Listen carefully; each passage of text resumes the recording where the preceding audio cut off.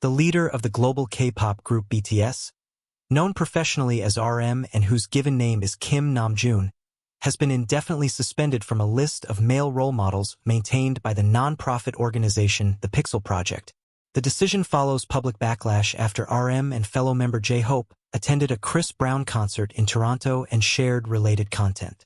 Chris Brown carries multiple convictions related to violence against women, including domestic violence, and faces additional legal proceedings.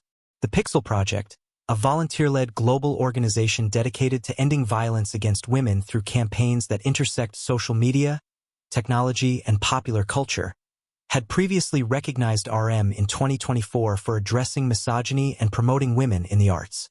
A 2025 Father's Day feature that highlighted the value of imperfect male role models and included RM is also scheduled for revision. In explaining the suspension, the organization cited the public outcry from many BTS fans who expressed disappointment that RM and J-Hope had associated with an artist known for violence against women. The statement noted that Brown remains out on bail with a court trial pending. The Pixel Project emphasized that it waited a week for any response or explanation from RM or the group addressing the decision to attend the concert. The absence of such a response was described as deafening. The organization clarified that it has never expected perfection from any role model. Human fallibility is acknowledged. Accountability, however, is considered essential when choices cause harm to others. The decision to suspend RM from the list and to revise the earlier feature reflects that principle. The Pixel Project's mission centers on raising awareness, funds, and volunteer engagement to combat violence against women. Its programs operate at the intersection of digital culture and the arts, making the association of a high-profile cultural figure with an artist linked to domestic violence particularly relevant to its work. Inclusion on the role model list carried symbolic weight. Removal similarly carries public significance. For many fans, the attendance at the concert raised questions about consistency between public messaging and personal choices. BTS as a group has cultivated an image that includes advocacy on social issues and careful management of public associations. The decision by two members to attend and document the event created a conflict with that carefully maintained image for a portion of the audience. The organization's process, waiting for a response before acting, then explaining the reasoning publicly, illustrates an attempt to balance fairness with fidelity to its core mission. By stating that silence itself became part of the problem, the statement places responsibility on the public figure to address the impact of his actions when they intersect with issues of violence against women. The indefinite nature of the suspension leaves open the possibility of future reconsideration should circumstances change, but no timeline or conditions for reinstatement were specified. The planned revision of the Father's Day piece removes or alters the earlier positive framing so that the organization's published materials remain consistent with its current stance. This episode highlights the scrutiny that accompanies elevated cultural status. Figures who accept recognition as role models, particularly in the context of gender-based violence, are held to standards that include the company they keep and the associations they publicly display.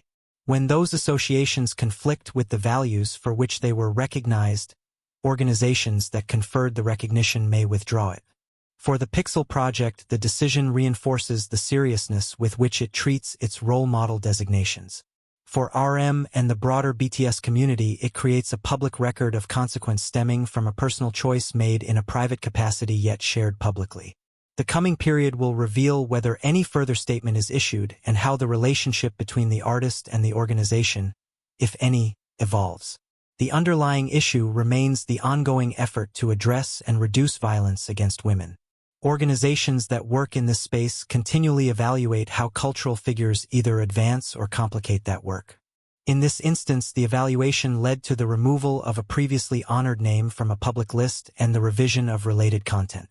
The action underscores that role model status is not permanent and can be reassessed when new information or new associations arise. Keke Palmer has described an unconventional yet deliberate self-care practice that she considers essential to her well-being. She makes time to cry. In a conversation on a podcast hosted by Amy Poehler, the actress, singer, host, and mother explained that she cries alone quite often. Sometimes the tears come easily. At other times, she consciously decides that it is time to cry. She values the privacy of the experience and actively holds space for it in her life. She frames crying as a necessary release of sadness that has been carried, sometimes for a day and sometimes for years. Emotions can linger in the mind even when they are not immediately visible. Allowing them to surface through tears brings them out of that internal storage and provides relief. Palmer presents the practice without apology or embarrassment, treating it as a practical tool rather than a sign of weakness. In addition to scheduled emotional release, she protects the first 5 hours of each morning for herself. During that window, she does whatever she chooses, free from external demands. The ritual, she has said in earlier interviews, helps her feel secure in herself because the activities are chosen solely for her own benefit. The combination of protected morning time and intentional crying forms part of a broader approach to maintaining equilibrium amid a demanding professional and personal life. Palmer's career encompasses multiple disciplines. She acts in film and television, records music, hosts programs, and raises a child. The overlapping responsibilities create a constant flow of obligations, public appearances, creative deadlines, and parental duties. In that context, deliberate practices that restore emotional and mental capacity become practical necessities rather than optional luxuries. She has also spoken about the value of ending relationships or associations that drain rather than support her. Cutting people off, she has noted, is an underrated wellness strategy. The ability to protect one's energy by removing sources of chronic stress complements the internal practices of solitude and emotional release. Taken together, these habits reflect a philosophy of active self-maintenance. Rather than waiting for burnout or emotional overload to force a crisis, Palmer builds regular opportunities for restoration into her routine. Crying is not treated as a failure of composure, but as a physiological and psychological mechanism that clears accumulated feeling. Morning solitude is not selfishness but a foundation that enables her to meet the rest of the day's demands more effectively.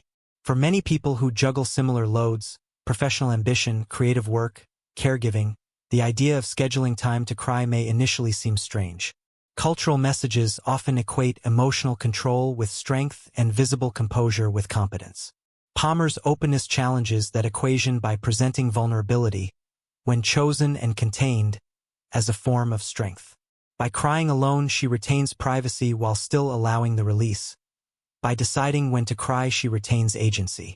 The practice also acknowledges that emotional residue does not always announce itself on a convenient schedule.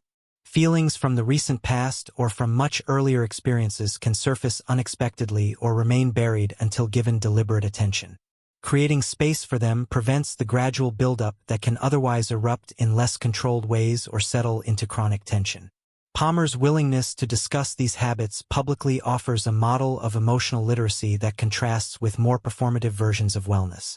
She does not present an idealized routine of perpetual positivity. Instead, she describes a realistic cycle that includes the acknowledgement and release of sadness as a normal and useful part of staying functional. In an industry that frequently demands constant visibility and emotional labor, protecting private time and private emotional processes becomes an act of self-preservation. The 5 morning hours and the solitary crying sessions are both boundaries that keep the external demands from consuming the internal resources required to meet them. As Palmer continues to navigate the overlapping roles of artist, public figure, and parent, these practices appear to function as stabilizers. They do not eliminate stress or sadness, but they provide reliable methods for processing both. The result is a sustainable approach to a life that shows little sign of slowing down. By making time to cry, she ensures that the emotions which inevitably arise have a designated place to go, leaving her better able to engage with everything else that follows.